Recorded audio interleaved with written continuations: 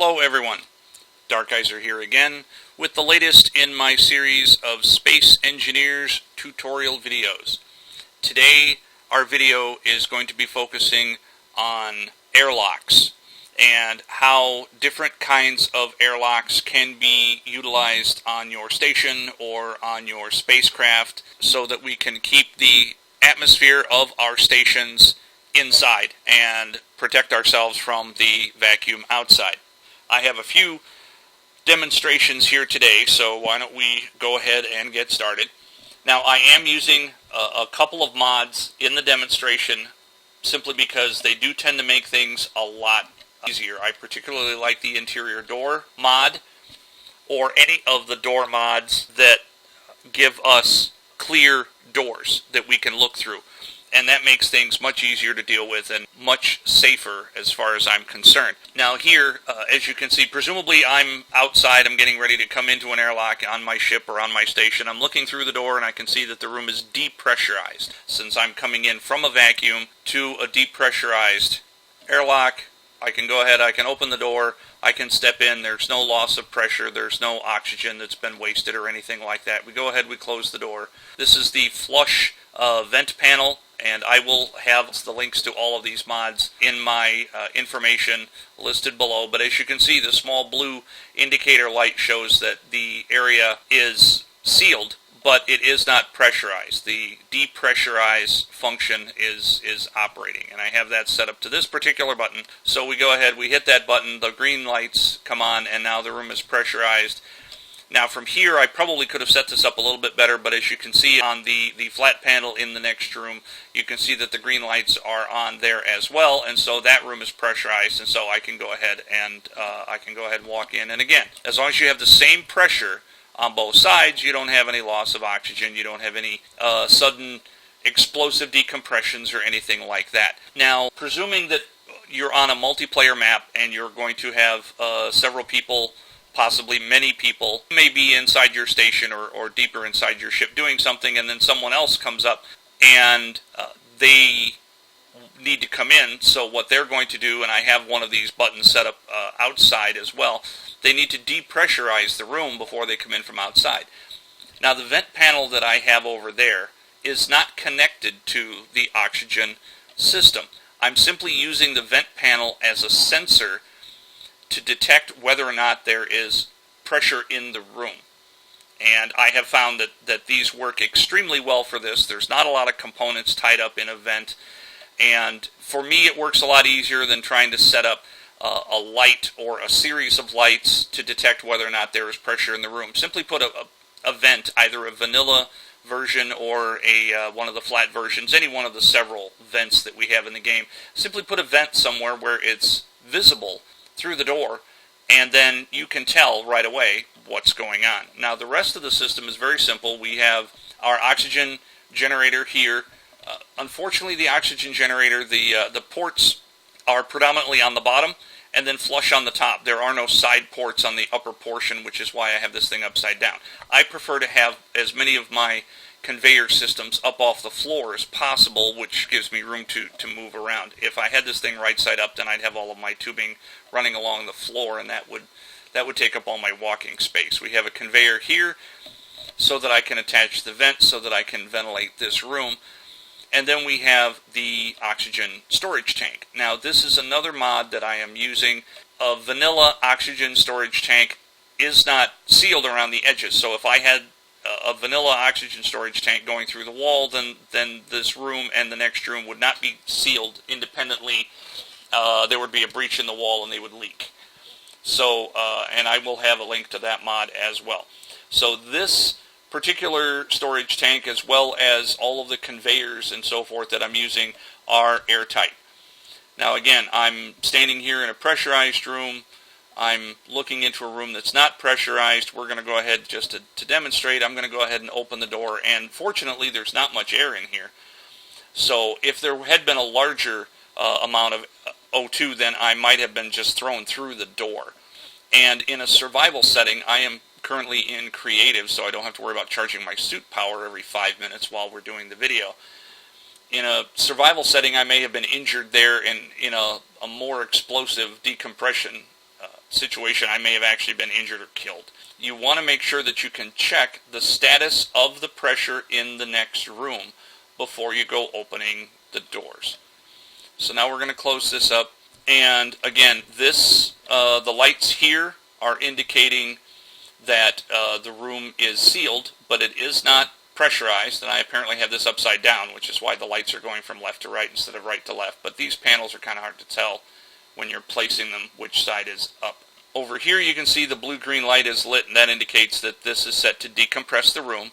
And again, because the room is decompressed, we can go ahead, open the door, we step outside, there's no loss of O2, there's no loss of pressure. We go ahead, close that up.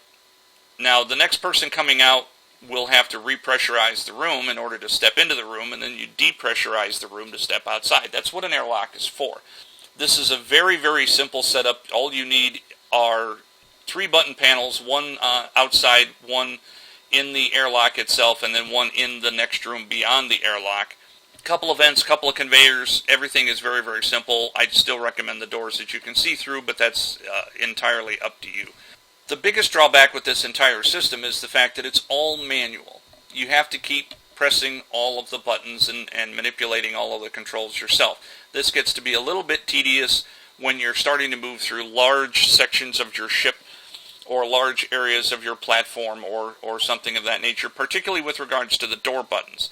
The large buttons on the control panels are somewhat easier to hit, but sometimes, particularly if you're in a hurry, if you are almost out of suit power, or if you're almost out of O2, or if you're injured, or what have you, sometimes hitting the door buttons can be a little bit tedious. So I prefer to automate things as much as possible.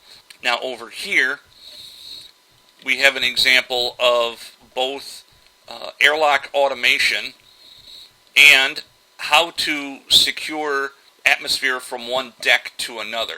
The section that I had over there, that's perfectly fine if everything is on the same level, or if you're going up and down a staircase and the room encompasses the entire staircase. If that is not the case, and depending on how large the decks of your ship are, that may not be, you may need to have some way to seal off one deck from another. So what I've done here, we have one of the boarding ramps, which again is sealed when it is shut. It is an airtight mod. I have a basic sensor here which has the activation field very, very narrow, so it doesn't activate until I step right across. I go down the ramp, I hit the next sensor, and that closes the ramp. Now the way I have these sensors set up, I have them set up to toggle the boarding ramp either open or closed, depending on basically reversing whatever state that it's in, but I have that set up when I first enter the field, when the sensor first detects me. I don't have anything set up when I leave the field area, and that's why I require 2 sensors to do this. I could probably do this with one sensor, but then I would have to greatly expand the sensor field so that it would be able to detect my engineer coming from either direction. And the sensor field, that might cause a situation where my boarding ramp is opening when I don't want it to. Now, I have enclosed this area here. I have put windows here. So this area, actually, while the ramp is closed, the area that I'm standing in is sealed. So again, if we had a situation where this door opened down here, and this door is just for demonstration purposes, this doesn't actually lead to anything. If this door opened, then I would only lose the amount of atmosphere that I have here in this particular compartment. So I wouldn't necessarily be evacuating all of the air from the entire ship. And I have the sensors set up so they will work in reverse. I enter the sensor field, and the ramp comes down, and nothing happens until I enter the field of the other sensor, at which point it will simply reverse whatever state that the boarding ramp is in. This is an even simpler system than what I have over there, in the fact that it's a couple of sensors, it's all completely hands-off, everything is completely automated except the door at the bottom, and if I wanted to, I could install a sensor above that as well. Now, getting from one floor to another, you may not have enough horizontal run in order to have all of these staircases and ramps and so on and so forth, you may have a relatively small amount of horizontal space, but you may still have to cover quite a bit of vertical area. So what I have here is an elevator.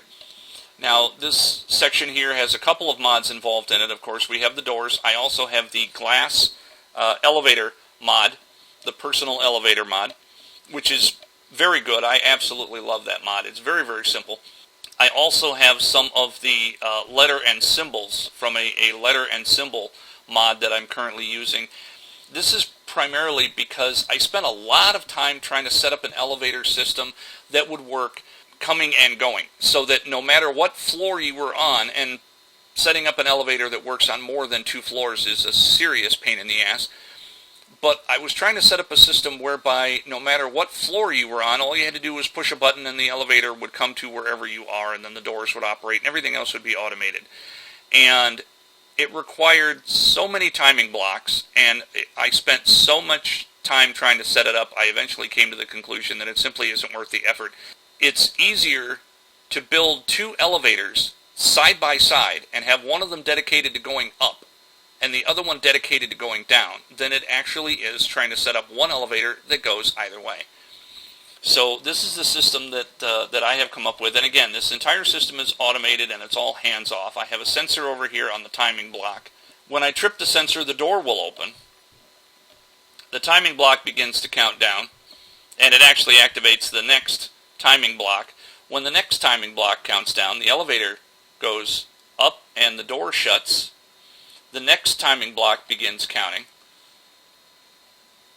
Now, I've been given plenty of opportunity to get to this point, and at 15 seconds, the elevator will go back down and wait for the next person. This door is operated on this sensor here, and then when I clear the door, the sensor closes everything up. And then again, this presumably would be a hallway, or this would be the next deck of my ship. And again, I would have the hallway, I would actually have it twice as wide, and then I would have another elevator next to this. I may have them separated by a piece of glass or a partition of some kind. I may even have them painted different colors so that I can tell which is which. But one elevator would be dedicated to going up, and the other one would be dedicated to going down. And that probably seems counterintuitive. But as I said, the system here is so simple that I deemed it for my own purposes easier to set up 2 of them than to go ahead and try to set up a true elevator system that you could call an elevator to any floor or either of 2 floors, no matter where it was, and actually utilize the elevator that way. Now, this is a very simple system. As I said, the sensor, which I'm going to try not to trigger, the sensor, well, there we go. The sensor opens the door and gives us 5 seconds to get in. I believe I may have that set at either 5 or 10 seconds, and we get in. The next timing block closes the door and then sends the elevator up, and that gives us 15 seconds to ride all the way to the top, which takes about 8 or 10 seconds, and then we have time to step off. The elevator comes back down to wait for the next occupant, and then the door at the top is independently activated by the sensor at the top and is not part of the timing system at all. And this is, again, one of those systems where the sensor is set to activate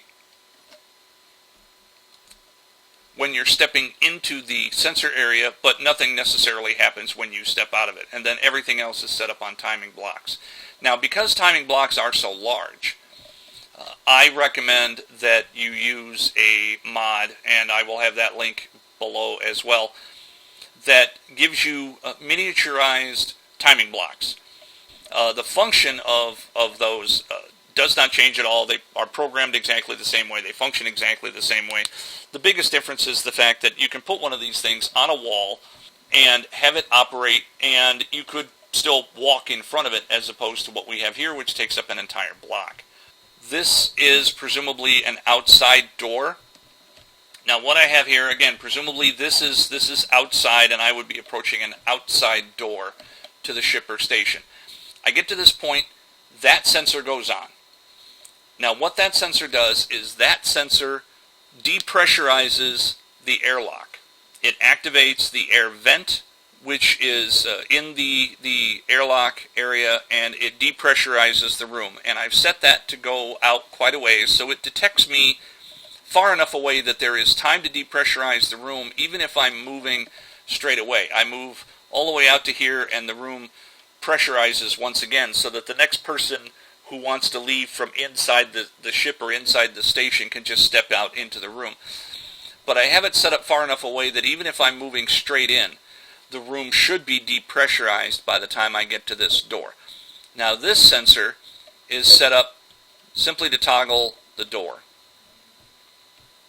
And I step in, and as you can see, the room is not pressurized, so the air vent's not going to go off. I have the sensor on the door set very tightly, so I don't have to be very far past the door in order for the door to shut, and I could actually probably sneak that in just a little bit more if I wanted to. Now, as you can see over here, the room is still depressurized. It is sealed because all of the doors are sealed and the walls are made of glass and the ceiling is made of glass and so on and so forth. So the room itself is sealed. But the air vent is still set to depressurize the room, and it will continue to depressurize the room until I trigger the next sensor.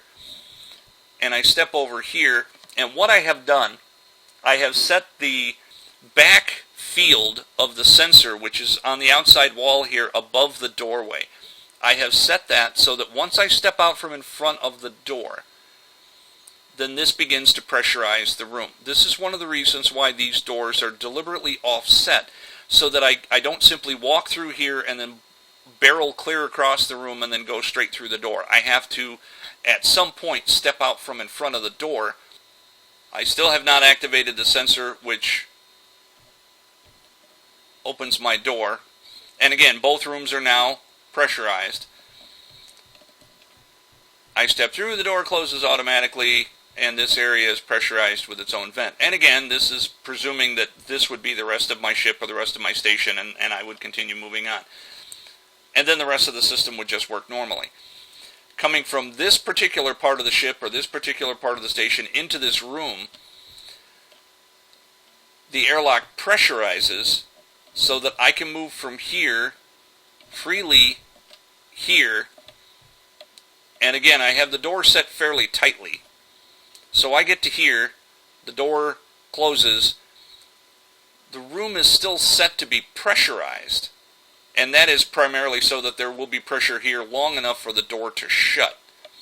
Now if I take even a couple of more steps, that sensor goes off, and if I had this air vent turned in such a way that you could see it, you would see that it depressurizes the room the minute that this sensor goes off. And again, the doors are offset so that it would take me a minute to get over here.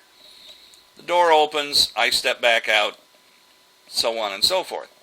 And I think I accidentally just turned on my jetpack. So that's how this works. As I said, I'm very proud of this system because it doesn't involve any timing blocks. It's all set up on sensors. The biggest trick for this is the fact that your rooms have to be large enough to allow time for the air vents to either pressurize or depressurize the rooms before you hit the automatic sensor, which is going to open and close the door. So that's what we have going on right now. Thank you very much for watching. If anyone has any suggestions as to what our next video should be, please go ahead and leave us a comment below. If you have any specific things that you would like me to demonstrate, either regarding oxygen systems or airlocks or anything else in the game, go ahead and drop that comment down below as well, or send me a private message, and we'll see if we can't put it in our next video. As always, likes are appreciated and subscriptions doubly so. I have left links at the end of the video to take you to my channel, where I have quite a few other tutorial videos relating to space engineers. Thank you very much for watching. This is Darkizer signing off, and have a good night.